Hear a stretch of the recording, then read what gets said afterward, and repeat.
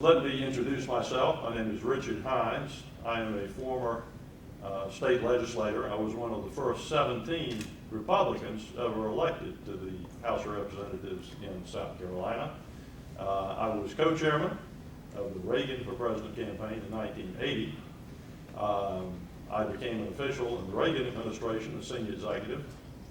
I came back to South Carolina, and in 2000, I never claimed it, but many people have claimed that my efforts against John McCain were a tiebreaker in that presidential primary of the year of 2000. And what was the issue in the year of 2000? The issue that I used, and I think it was an honest issue, was the Confederate flag. John McCain, like his protege, Nikki Haley, had talked on both sides of the issue. And I exposed the fact that they had double talked us on that. And that's the purpose of this news conference today. Without going into a great deal of detail, I will give a personal reflection, and that is my father was a World War II combat veteran. He was a bombardier. He was always the lead bombardier. He took 28 bombing runs over Nazi Germany. Till the day he died, on his desk, he only had one picture. He didn't have a picture of me or the children or my mother. Those he kept in his wallet. On his desk, he kept a picture of Robert E. Lee, because to him that was the quintessential Southern. That was a quintessential military man. Lee embodied all the qualities that he sought to emulate: courage, faith, steadfastness. And today, thanks to the governor of South Carolina, Nikki Haley, who never was Nikki Haley until she decided to run for public office. A state legislator last night told me he was in the room when the political consultant told her to change her Indian name and shorten it to Nikki. And that's when she became Nikki. So Nikki Haley didn't have a father who served in World War II or a grandfather that served in World War I, as I did. Her family were Sikhs and Hindus, and whatever the relationship with the untouchables in India were, that's a matter for sociologists. But the issue is that she chose to repudiate her support for the Confederate heritage and for the flag over the monument, and to make it a symbol of hate and derision.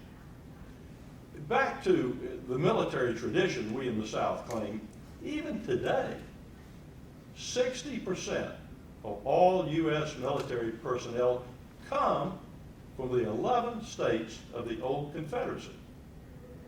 60% from 11 states. And there's no doubt that a majority of those men and women are descendants of Confederate soldiers. So it is passing strange that Nikki Haley chooses to defame the good name of the Confederate soldier to catapult herself into national office. And that's what we're here today to talk about. If you picked up a copy of the Greenville News here in Greenville, South Carolina this morning, you will see the headline, "Haley endorsement would not be Trump." Well, according to Nikki Haley, the reason it would not be Trump is that Trump is divisive. Well, the commonality here is not that Trump has Confederate ancestry or is a champion of our cause, but that she said the same thing about the Confederate flag and the Confederate legend, the Confederate legacy. Punctuating that, the day the flag came down, she had back of her stage the chairman of the Republican National Committee, the same Republican National Committee that engineered packing house in the South Carolina debate here in Greenville last Saturday, a chorus of people to boo Donald Trump. Nikki Haley brought in as symbols of unity, since anything Confederate is divisive, and Donald Trump is divisive. She brought in as symbols of unity that we could rally behind none other than Jesse Jackson and Al Sharpton. She put herself in their category. Her intention was not to lower the flag, it was to use our heritage and our symbols to catapult her into national prominence. And she did it again.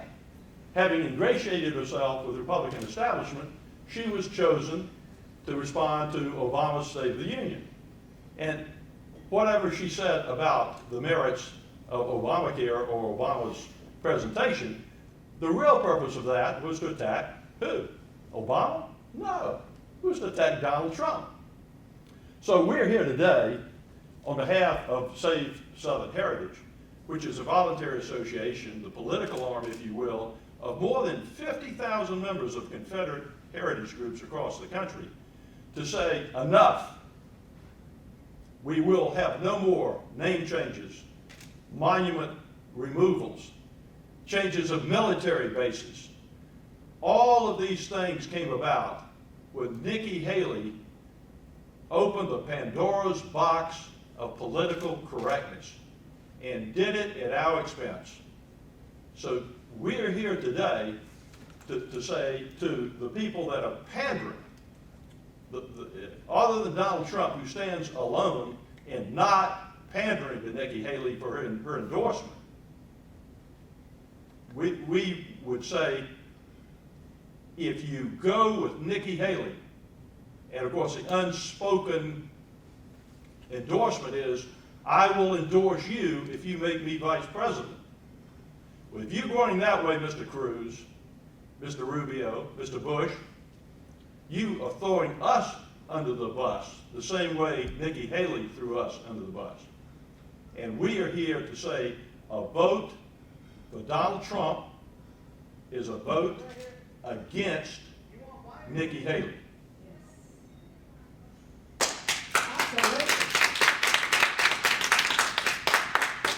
The Chinese are often right in their proverbs, and one is, the enemy of my enemy is my friend.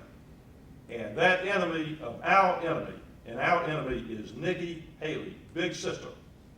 That enemy of hers, who is our friend, is Donald Trump.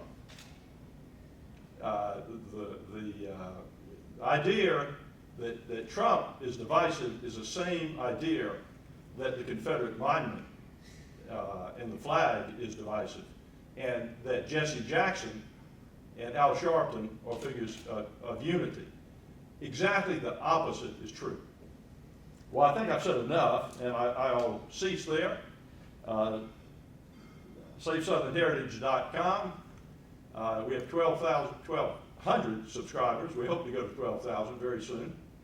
Endorses Donald Trump for president. We're going to work hard to get out the heritage voters in the state, whose heritage has been thrown on the bus by Nikki Haley. And we welcome any comments, questions, etc.